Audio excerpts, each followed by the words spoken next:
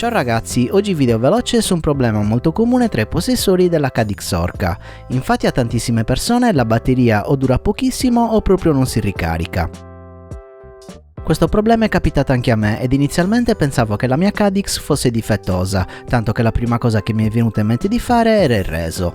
Fortunatamente però non c'è bisogno, in quanto questo problema è facilmente risolvibile e non dipende da un difetto della videocamera. La Cadix Orca infatti, proprio come riporta il manuale, ha bisogno di essere ricaricata con un caricabatterie che riesca a fornire almeno 2 A. Come facciamo quindi a sapere se quello che stiamo usando noi rispetta le specifiche indicate? È molto semplice, innanzitutto se la state ricaricando via cavo tramite PC non va bene, in quanto le porte USB del computer non forniscono mai abbastanza ampere.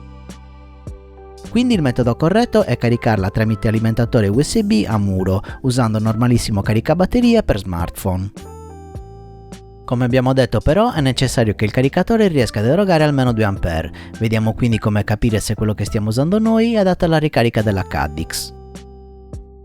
Anche questo è molto semplice, infatti se il vostro caricatore ricarica il telefono tramite smart charging, allora eroga sufficienti ampere anche per ricaricare correttamente la Cadix Orca.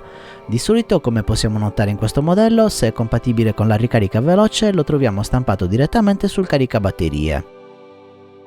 Se avete ancora dei dubbi potete verificare l'output, dove viene sempre riportato quanti ampere eroga.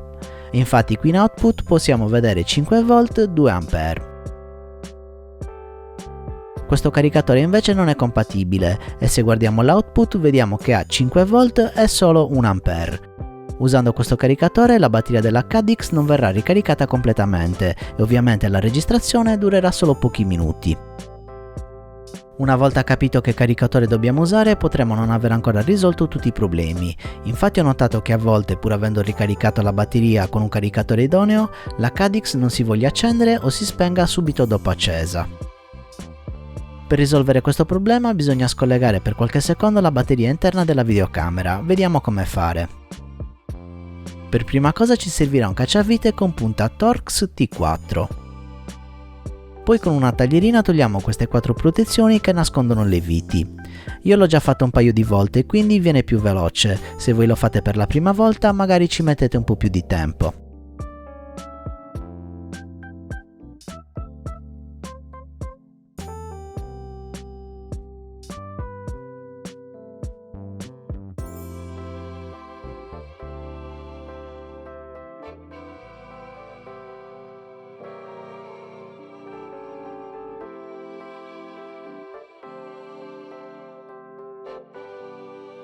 A questo punto troviamo il connettore della batteria, quindi lo scolleghiamo per una decina di secondi.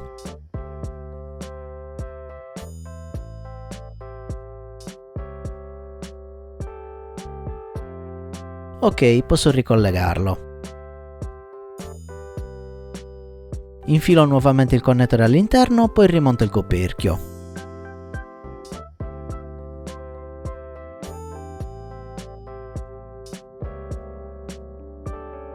Ok, abbiamo finito, a questo punto siamo di nuovo pronti per usare la nostra Cadix Orca. Prima di concludere vi ricordo che se volete maggiori informazioni su questa action camera ho già fatto la recensione qui sul canale, ve la lascio linkata in descrizione. Per oggi è tutto, se il video vi è piaciuto lasciate un like, iscrivetevi e attivate la campanella. Per supportare il canale vi ricordo di acquistare sempre attraverso il link in descrizione o diventando miei patrons cliccando il link a fine video.